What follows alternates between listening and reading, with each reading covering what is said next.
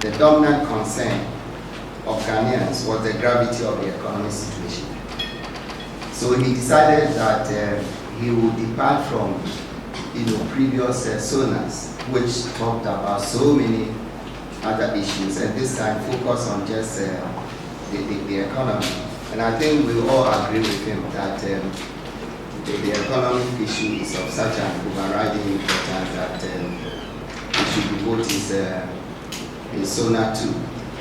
And he cast his statement in the form of, he looked back at where the economy was, he said, yesterday, as it is today, and what it will be, tomorrow. So that's how he cast his speech. And we are also following that exact format in our presentation. In other words, we'll be looking at the economy before COVID and the Ukraine war, the current state of the economy, and then the future of the economy. Now, when it comes to the state of the economy before COVID and the Ukraine war, there's a considerable debate in the country, depending on which of the political divide, which side you belong. Now, the president stated clearly, he said the economy was doing very well before COVID and the Ukraine war, and then they hit the economy and took it off course, these shocks. And he even recalled that the IMF managing director said a similar thing. He attributed Ghana's economy to external factors rather than to domestic policy failings. Well, those of us who know the IMF very well, they will normally engage in they use diplomatic language, so we can understand that this is what they will say.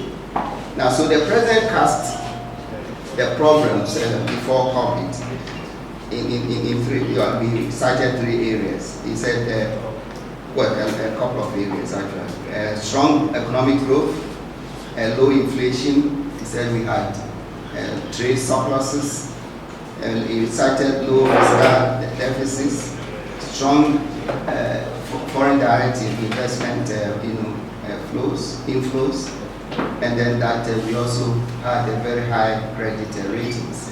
So these are the economic indicators that the president has cited to support his assessment that the economy was in a very good place before COVID. Now, I think we would mostly agree with this characterization, this assessment by the president. However, we also want to place these favorable conditions in context so that we can better understand them. Now, the strong growth was driven largely by the extractive sector. In fact, if you go and look at non-oil growth, that was relatively modest. Now, the low inflation occurred in the context of relatively low food inflation, and we're talking about in Ghana. And that one, we think that the government must be credited for it because it was due to their policies. They were in power, so there was a low food inflation. We should give them credit for it.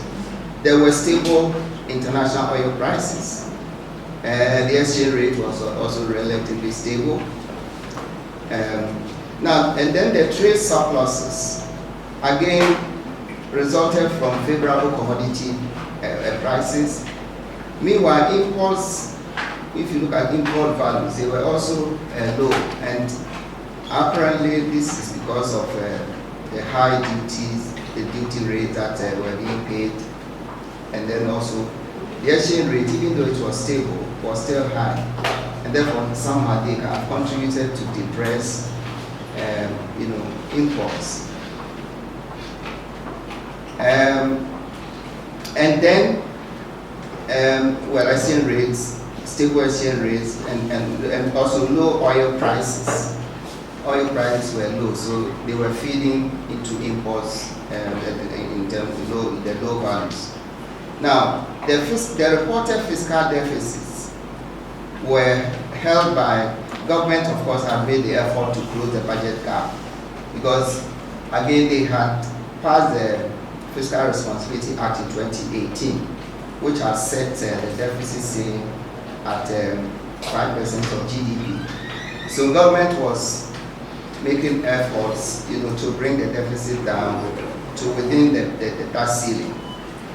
But we also have to recognize that, especially after the fact, now that we know that the official reported deficits excluded items such as energy sector, legacy debt payments, and then the financial sector bailout costs. These items, for some reasons, were not captured into the official, deficit figures. If it isn't at all, they were shown below the line.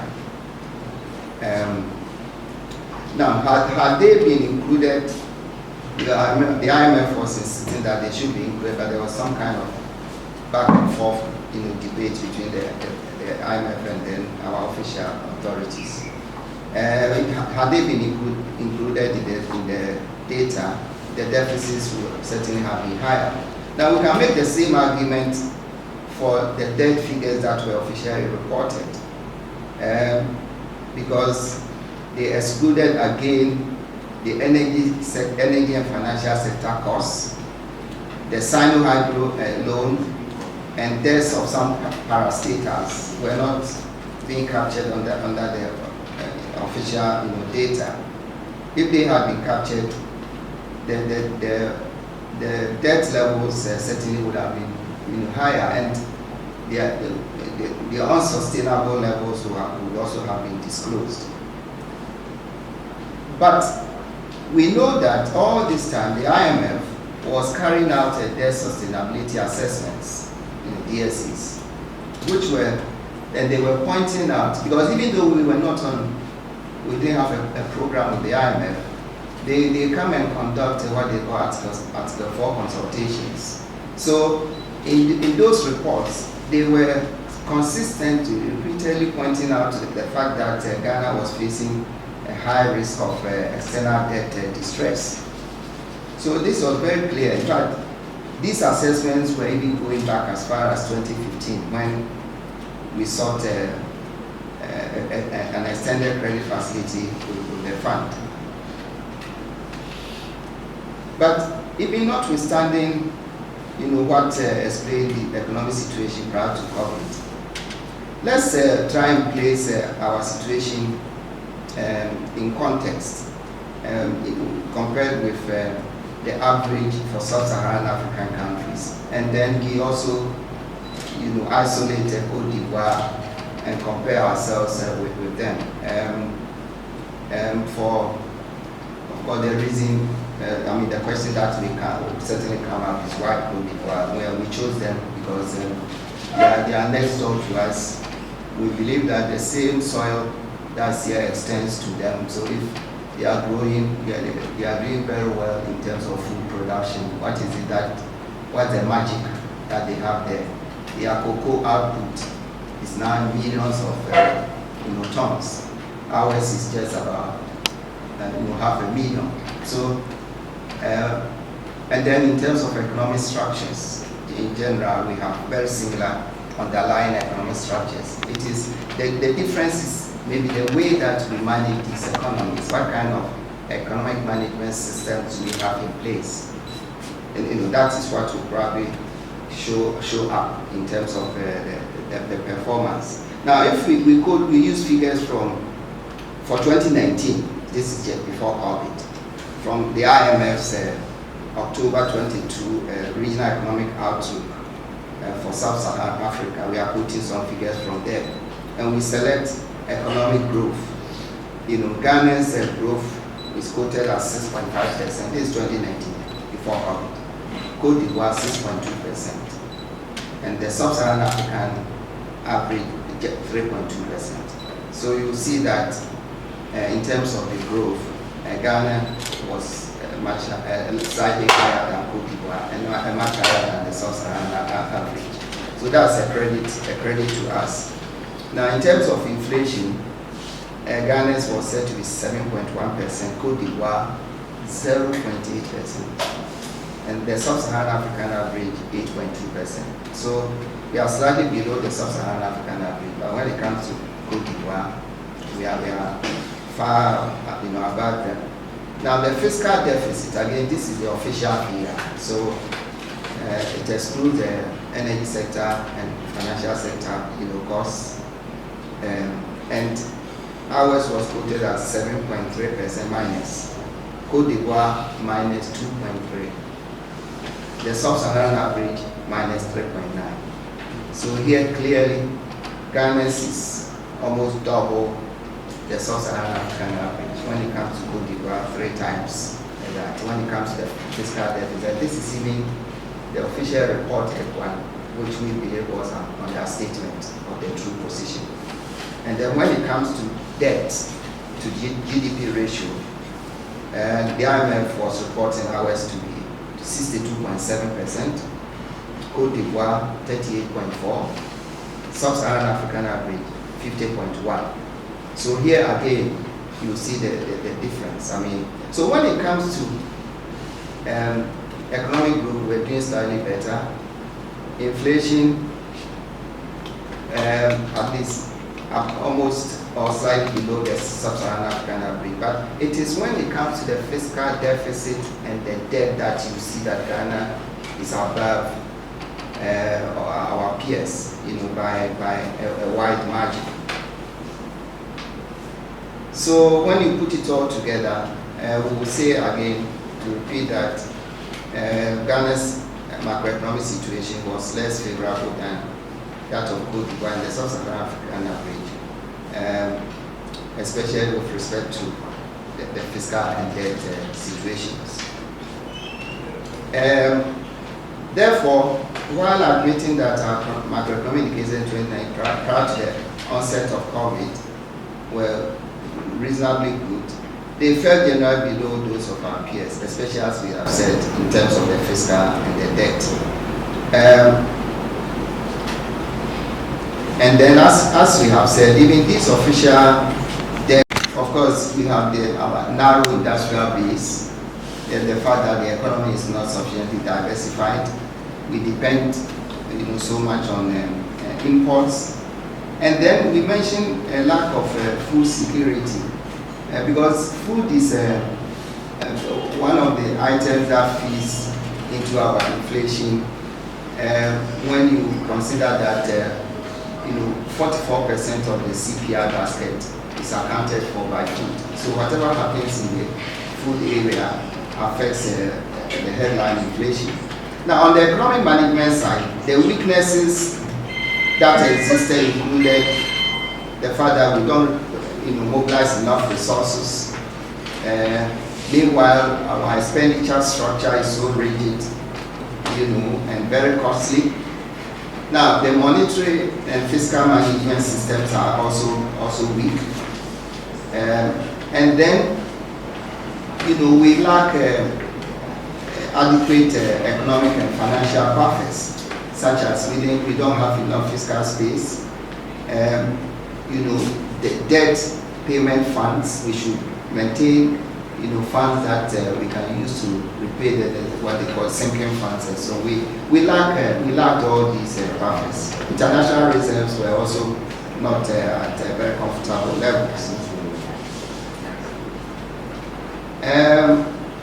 So as a country, we have demonstrated, and this is going into COVID, because we have to give the background.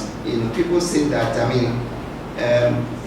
what we have experienced under COVID is entirely due to those shocks.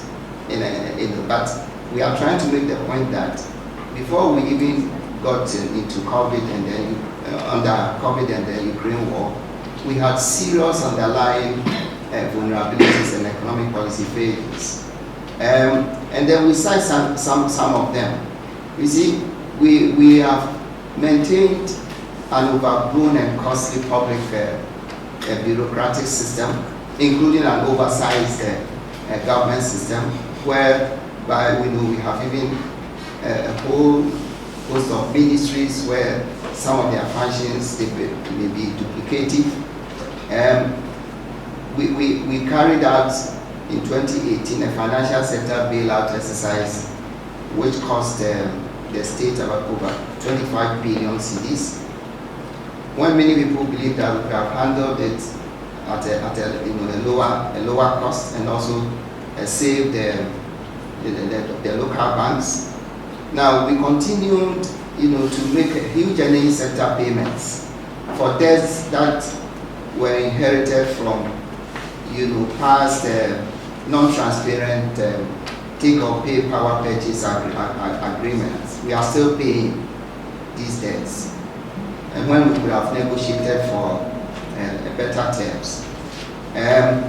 Again, we do not believe that we have been able to fully exploit our domestic tax capacity. In fact, our tax to GDP ratio hovers just around 12%. When our peers are doing much higher, in some cases even twice as much. And then we have a vast natural resource well that we have also not fully exploited in the sense that we have not benefited sufficiently from the natural resource well that we have, because we sign contracts that are exploitative, and then we give most of it, the receipts away to foreign companies, and then other policy failings, and then I must mention the fact that we have been over borrowing also to fill the growing financing gaps. So the foregoing is the state of the economy in a very broad context of the macroeconomic situation, underlying structure, and then the policy environment that was in place prior to COVID and the Ukraine war, and which will determine our capacity to withstand those unanticipated shocks. Now, the current state of the economy. So with this background, with the structural weaknesses, some policy failings, and then our vulnerabilities. So then we are hit by COVID in early 2020, and the Ukraine war much later, early 2022. Now, between these two shocks, we know that they have dislocated, economic activities, disrupted supply chains, and food and fuel inflation across the globe. But the relative impact on countries will depend on how prepared, how vulnerable you were, before the COVID hit. Okay, so Ghana, like other countries, we have also suffered severely from COVID and the Ukraine war. Nobody can deny that. The president described the country's economic crisis in terms of the current crisis. He says we have a buffeted currency, very high inflation, and then he mentioned the debt exchange as having become a language of everybody's conversation, everyday conversation. So briefly, that's how he described the state of the economy. But of course, we will want to go beyond this to provide more detail to illustrate the gravity of the situation.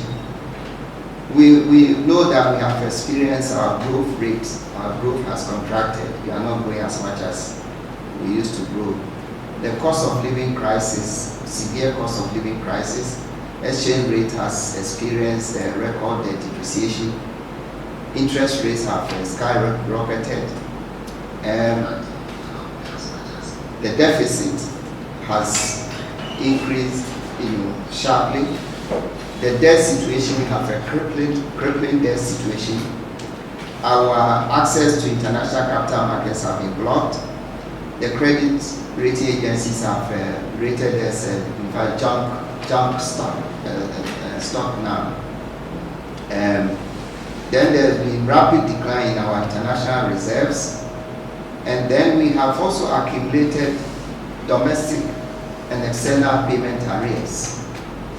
So this is quite a deep crisis, a very, very pervasive crisis.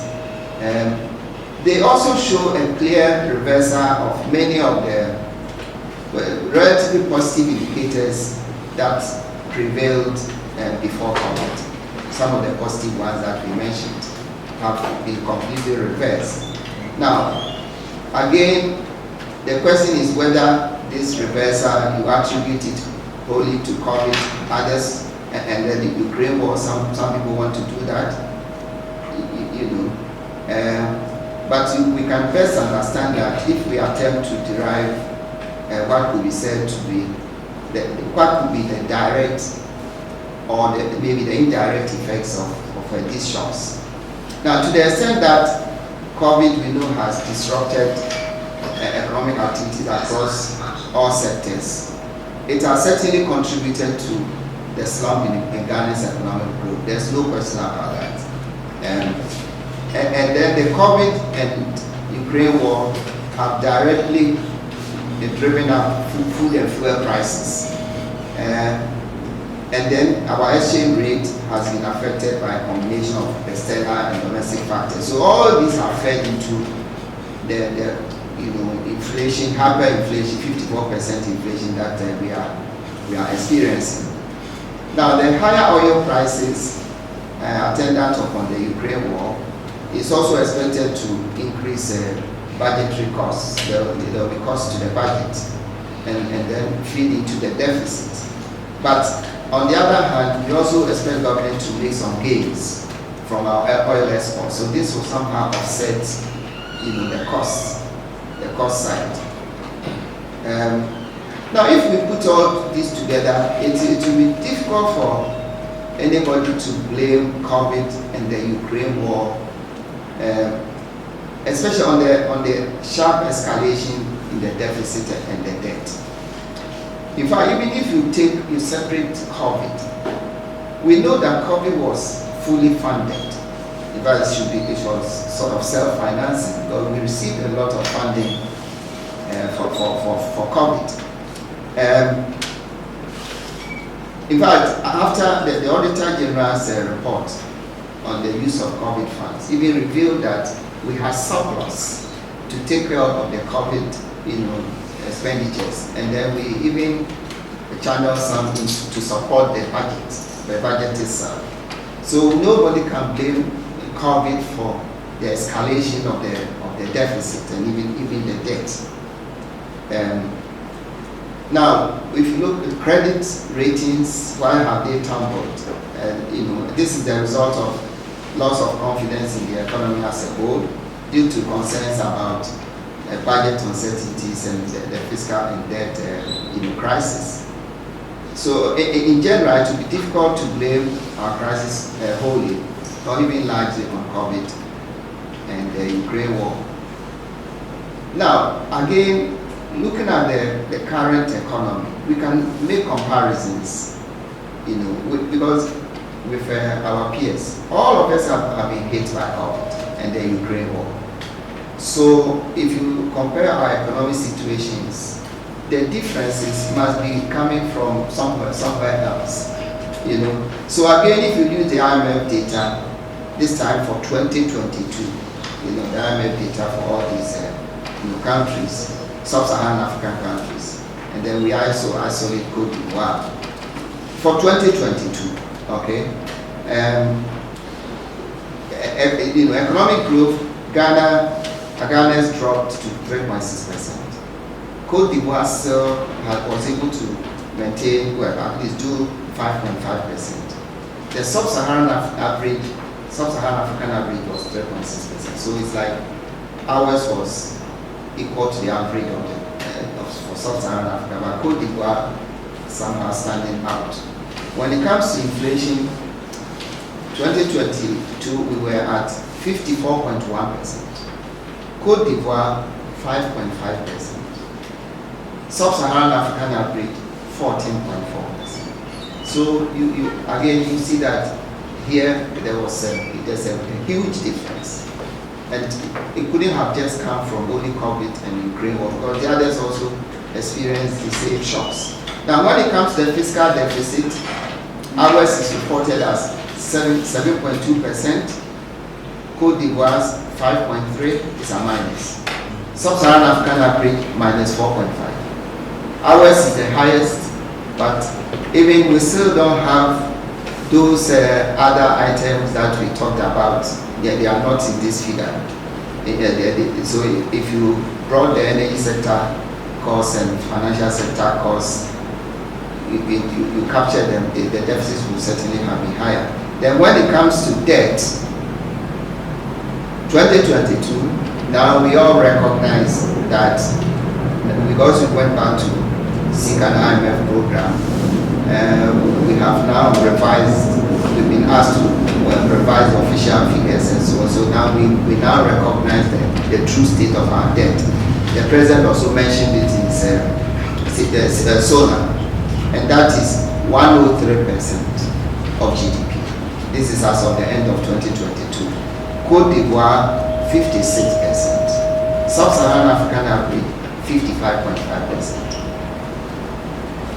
Now, though these figures, inflation 54, the debt to GDP 103, they are quite excessive, and that should tell you that there's something wrong with this economy.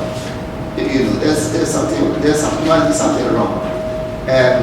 Now, so these are the comparisons. So Ghana's economy was hit much harder by these shocks than those of our peers. So, but why is that? It means that, I mean, as we have shown upstairs, you know, we went into the COVID era and the Ukraine era with, you know, more greater vulnerabilities, you know, structural economic weaknesses, and then the economic management failings had made us even more vulnerable. So we have been hit harder than you know, our peers.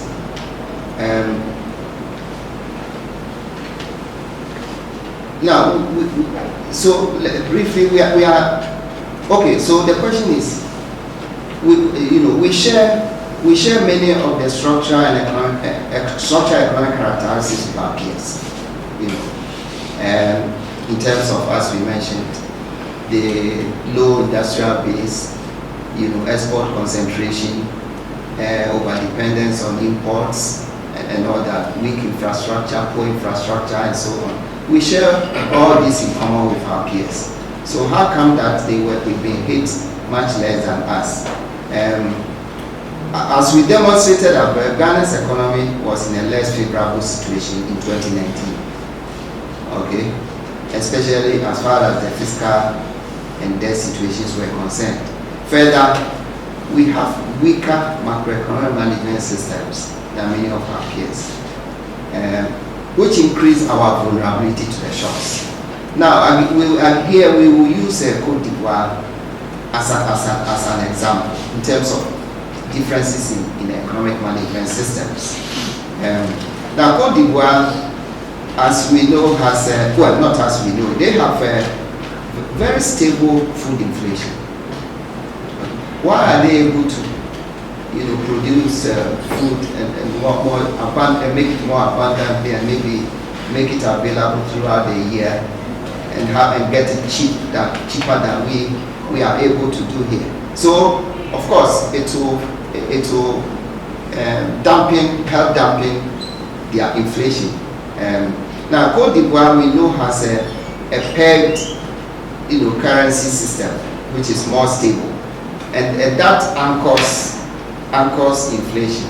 In fact, some people will even ask, if your, you know, currency exchange rate system and monetary management system is different, are different from Cote d'Ivoire, why would you compare yourselves to them?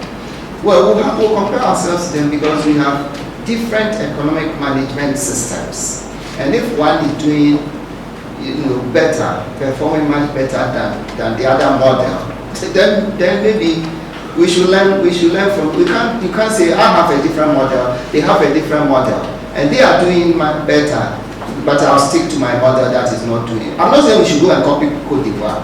Adopt their model, but what is it that they are doing that must be right? And you know, Cote d'Ivoire is part of the West African Economic Management Union, West African Economic and Monetary Policy, or Monetary Union, you know, and they are subject to strict criteria when it comes to the fiscal deficit. It's only 3%. You can't exceed it. And then the lending to government is also restricted. And all this help to anchor inflation, and then you can't create so much debt, you see. And then you need that also to support the exchange rate peg.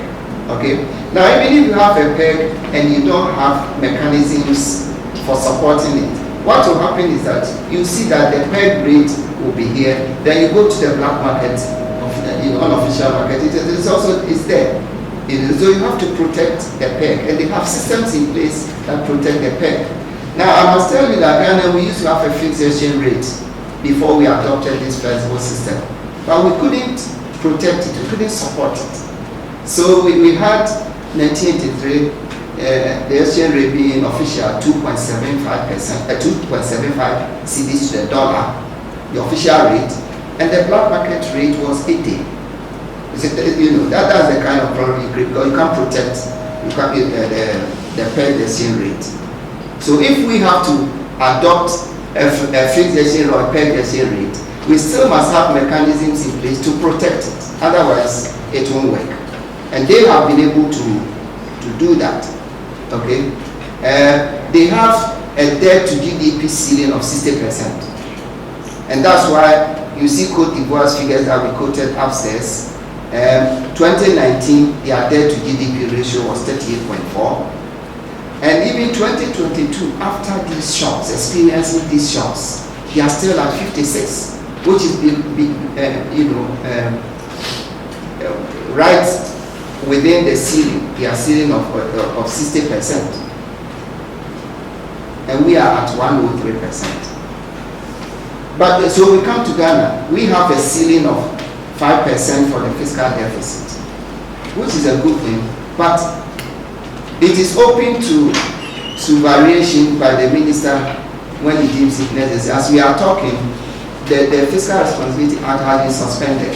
Of course, there's a clause in there that says that in case of serious shocks, the minister can ask for it to be suspended. So that has been done.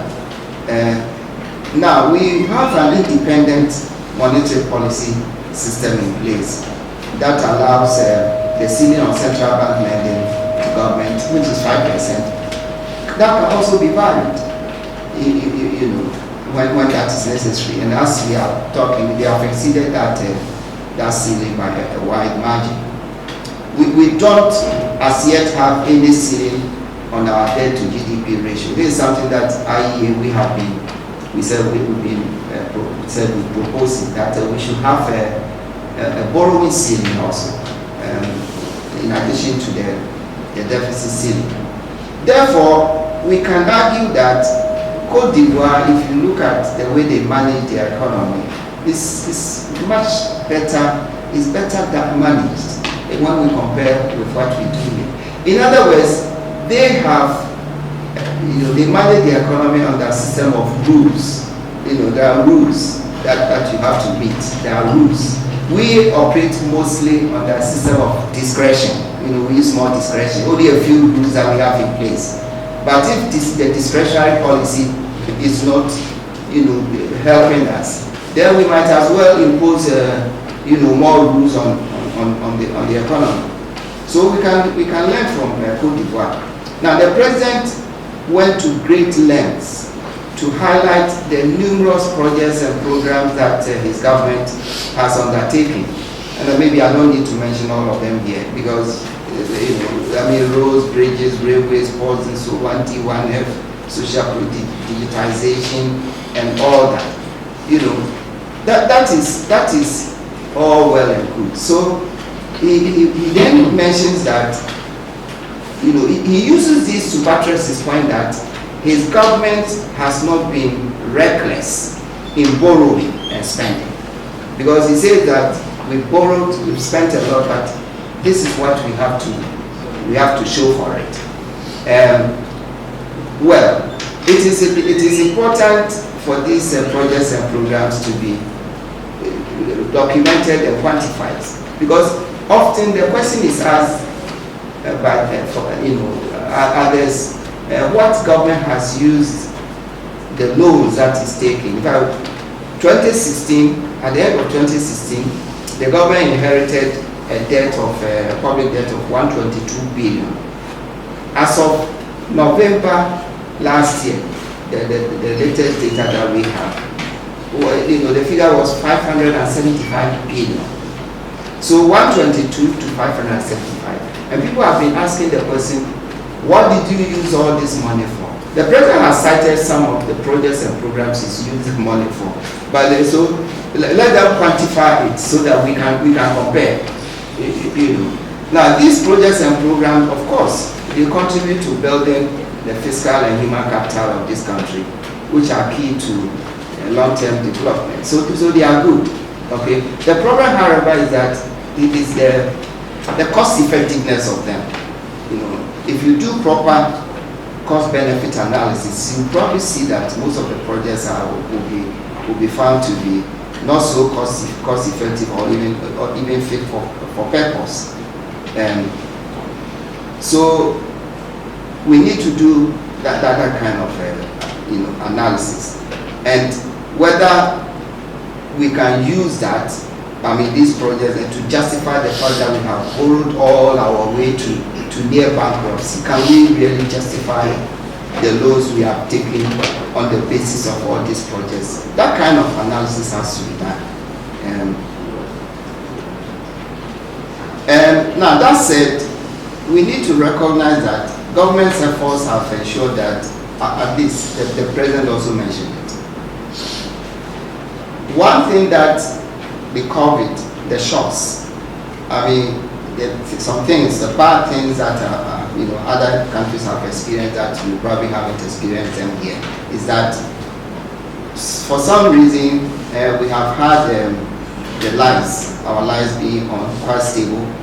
And the president said the lights have stayed on. Now fuel supplies have been maintained. We haven't had any long queues. We have not experienced any rationing of food. Of course, when you go to the market, the food is there, but the question is the price. And then other basic necessities. And then above, the president says the country has continued to be stable and at peace. I think these are positive things that we should all recognize. And then maybe attribute it or give credit to government. But they have also come at considerable costs to us, as we have mentioned, in terms of the economy, the crisis that we are facing. The high cost of living and all that. Okay. So that's the plus, and then the minuses. Now, let's look into the future. The president in his speech was optimistic about the future of the country, because he hoped to continue on a path that brings most benefit to the people of Ghana. He said he hoped to raise Ghana's per capita income from per capita GDP from the current 2,500 to 4,500 by 2030.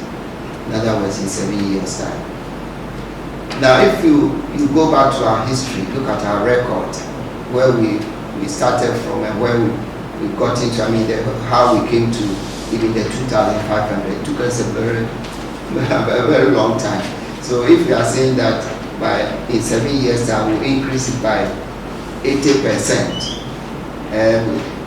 this may be a little bit optimistic. But we are not saying that because if it is optimistic, it's even an ambitious figure. Because if by 2030 our Ghana's per capita income will be just 4,500, it's not a big deal. We should have been here. We should have been gotten beyond this. We should have gotten beyond this long time ago. When we should compare ourselves to Malaysia, we started from the same level with them. I don't have their figure off my head. Maybe one of my colleagues can help, but I'm sure that their per capita income is probably more than $15,000. And we are at 2,500. We are just aiming to take it to 4,500 by 2030. So it's not something that we should be too happy about, whether it can even be achieved. And he said that the debt operation, he started the debt operation, and that will help us to achieve sustainable debt by 2028 by reducing the debt to GDP ratio from the current 103% to 55% by 2028. By the way, the 2028 will be beyond this government's term. So when they are making promises like that, they may not be around to deliver it. So he's setting those targets for whoever will take over from them. Okay. And then the debt servicing, external debt servicing, from 29% of revenues to 18%, also by 2028. In fact, we are even disheartened that we got to these debt figures in the first place. Why did we get there? And it's also very frustrating that it will take us so long to come to those levels that he has mentioned. In other words, 5 more years before you will return to where Ivory Coast is today in terms of the debt. So it's a bit disappointing. Now, the president virtually reiterated. Well, sorry, before I go to that. Now, in the past months, our economic management have tried hard to impress on us the importance of an IMF program for resolving not only the crisis, but also shaping the path for the future. Now, the domestic debt exchange program, which you are all aware, has resulted in bondholders taking cash on their coupons and accepting delayed payment of their principals, has been suggested as necessary for reaching debt sustainability, which the IMF is asking for. Now, suggesting by CSOs and other stakeholders for alternative, we don't want to, or as if we don't want to do these things. They are not beyond our capabilities and reach. We only need the right leadership. A leadership that will marshal the collective capacities of our people to achieve these goals.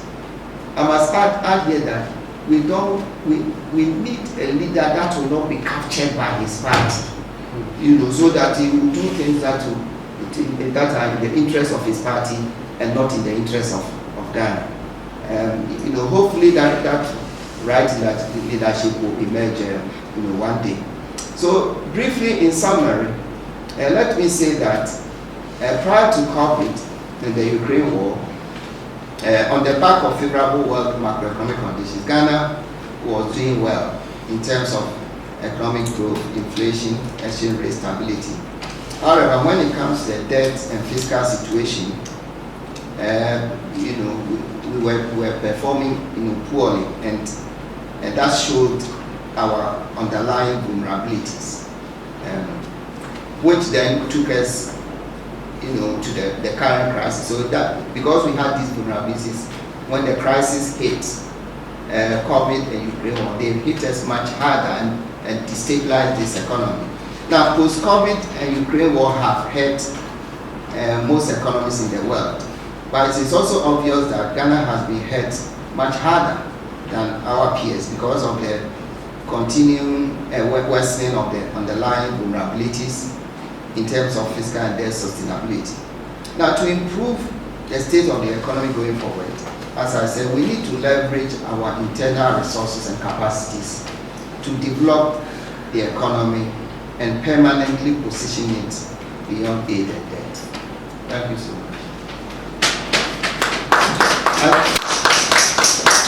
At this point, my first question, I want to know if you think this State of the Nation address was reflective of reality as far as the economic situation is concerned. And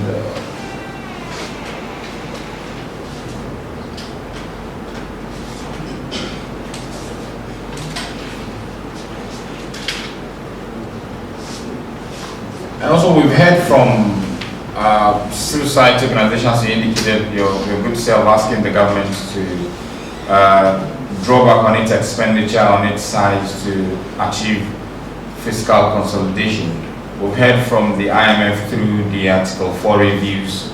We've heard from the World Bank. In fact, some weeks ago, in an unusual way, we heard from the German ambassador to Ghana organizing a press up to call out the government publicly on its expenditure lines. Yet the government is adamant. A few weeks later, the president in the State of the Nation address has defended the government borrowing and expenditure.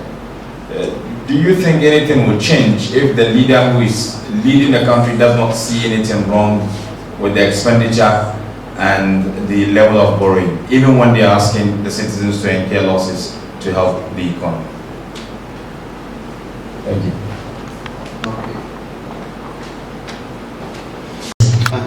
My name is Francis Intuan. I write for the Ghanaian News Agency. Jenny? Yes, please. Okay. So on 17th February, the IMF Managing Director said the fund was happy with the progress that Ghana has made to submit its SLA, that's the staff level agreement, to the board for consideration and approval. Meanwhile, the government is confident that by the end of March, it will secure this approval, where the SLA is yet to reach the board.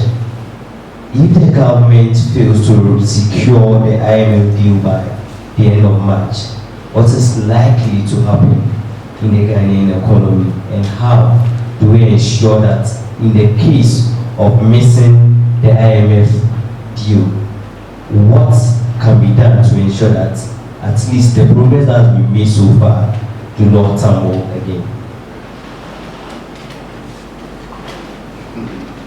So now we can go on to the answer. Rob, yeah. you also noted the questions. Yeah, okay, so the TV3 guy said the Sona, is it a reflection of a reality? Do you want to answer that? Yes, as you carefully listen. Oh, sorry. You have to move things to him. Oh.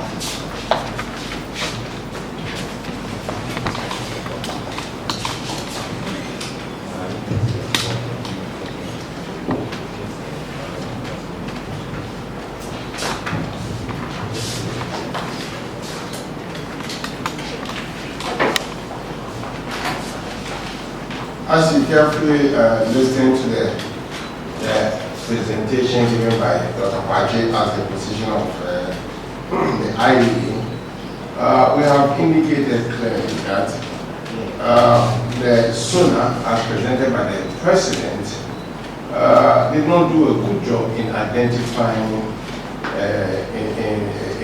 with sincerity the underlying causes of the current financial crisis that we find ourselves in. Because we saw that even before COVID hit, our fiscal and debt position were not in the right standing compared to some of our comparators, or even our peers in SSA. The SSA averages were better than ours were. So this was before COVID hit. And we also saw that at the time that COVID hit and during the period, these things worsened. They worsened because they were already weaker and they worsened due to the hit. And I have always been very clear with this. Russia-Ukraine war happened in February and we went to the IMF in July. So that barely almost about 5 months before. The effect of that was not that significant before we went. So we may have to be very clear when we are listing factors that cause our situation. COVID may have, and even that we have to also notice that though we got some funds to deal with COVID, yes, it did hit the supply side of the economy. Some firms, some works were shut down, so definitely production will be lower than if it didn't hit. So we accept that that was the case. So in terms of that, the Sona did a good job to reflect the reality. But in terms of the underlying causes of our current financial situation, the Sona or the president did not identify them clearly as we have done in this conference. Then there was a question of the decline, calls on the government to reduce expenditure. Yes, we all know, in fact, even in ordinary running of a company, many companies run on debt, but it's not all companies that goes down. Okay, many companies run on debt, even many households run on debt. So if you are running on debt and your expenditures don't reflect your ability to repay the debt going forward, the only necessary reaction is to reduce your expenditure. Those expenditures that are not in place to increase your capacity to repay the debt when due. So when IMF, Ghanaians and think tanks and even some of the ambassadors are calling on the government to rationalize their expenditure, I think it's only responsible and fair that the present government listens to rationalize our expenditure in terms of reducing government activities that are not as productive or are not expenditures that seem to increase the capacity of the country to repay its debt going forward. That's the only way that anybody find in any debt distress situation will do to put itself in a position to make its debt sustainable. So when the president listed that the structural reforms alone may not take us to debt sustainability within the period that we want to achieve it, but then it was necessary to undertake a significant debt action program that we achieved. As Dr. Kwachi said, it depends on what structural reform you undertake. If you are very committed to putting the economy in a position where it will be able to even take on more loan and also be able to repay them, it will require some significant restructuring of the economy, reform of the economy, to make the economy generate more revenue going forward than we have done in the past. So I think maybe my colleague would also want to add some to those answers. But I'll come back to give more response on some of the questions. Yeah, please, can you come bring it?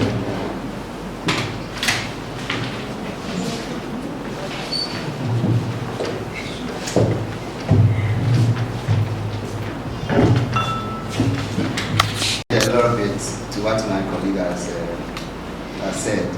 In terms of whether the Sona, yes, or I think Prof has, and we made it clear in our presentation.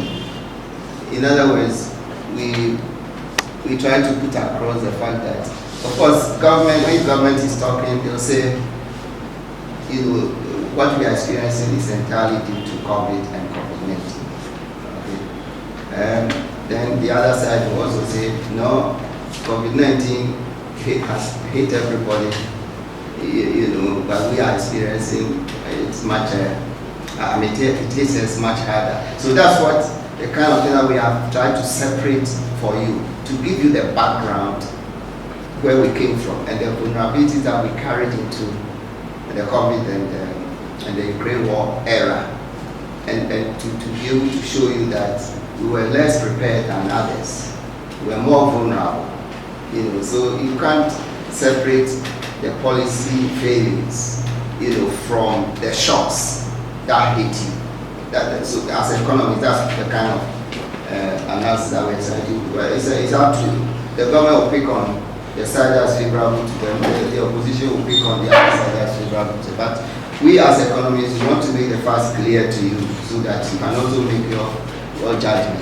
Now, in terms of the adjustment, fiscal adjustment consolidation that CSOs have been, suggesting, we on our part, we submitted to you, I think, a lengthy list of proposals indicating what kind of fiscal adjustments government could undertake. So, to mitigate, even, we are not saying don't do the debt exchange at all, but at least to mitigate the impact, the kind of exchange, the degree that it is, so that you lessen the pain.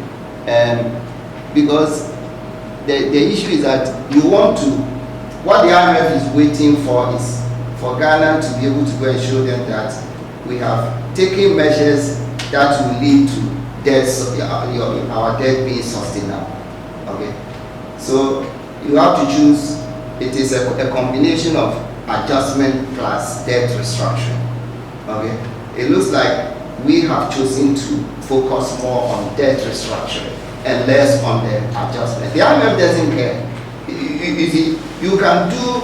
You can undertake entirely fiscal adjustment if you can achieve the same purpose. They will accept it. But our government is not prepared to undertake a very strict, strong adjustment, reducing the size of government and all that.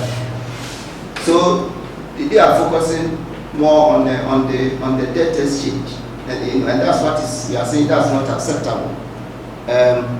No, somebody returned to road tolls. Please, I'm not going to go there. Because this is. We are focusing on the Sona. I don't even have any expertise on it, so I cannot speak to road tolls and all that. Now, GNA is a fund happy about the staff level agreement. He said the MD said the fund is happy about the staff level agreement. That's what he said. The progress that has been made, it has not been able to submit it to the fund yet for approval. So yeah, but I'm asking, the government is so confident that it will be able to reach an approval by March. Yes. So if the fund is saying, if the fund is saying you've not been able to bring your staff level agreement to me, yet the government is saying I'll be able to secure the fund, what is going to happen if the government misses that target in March, and what can be done to ensure that at least the gains that have been made so far is consolidated? Which gains? You mean with the gains made with the following the COVID-19? The economic gains that the government has been able to do following the COVID-19 pandemic. Now we are in a crisis. Now we are in a crisis, and we are seeking for a bailout from the IMF. Yeah, I understand. But when we're talking about the gains that we have made and whether we can, I just want to understand the gains you're talking about. So we have made economic gains. Now we are experiencing some stability, some sort of stability. That's what you are calling gains. Yeah, some sort of stability. That's what you are calling gains. So in the exchange rate. In the exchange rate. And what else? Inflation also.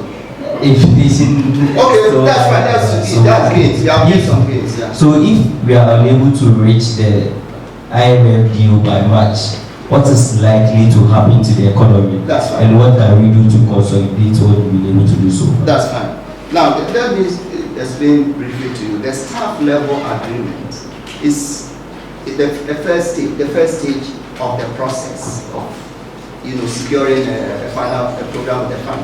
Okay, so at the staff level, they have reached some broad agreements. Okay, but if you listen to the press statement by the team, the IMF team, the joint press statement of the Ministry of Finance, they said in the statement that even though they have reached the SLA, the staff level agreement, they're still waiting for the requirement, the debt sustainability requirements. Do you get me? Nobody should, when they put it in there, nobody should overlook that, because they said you are not ready yet. You should come and show it. I'm saying that we also saw it, and I'm saying that what it means is that come to us and show us that your debt is also sustainable. That's the exercise we are going through now.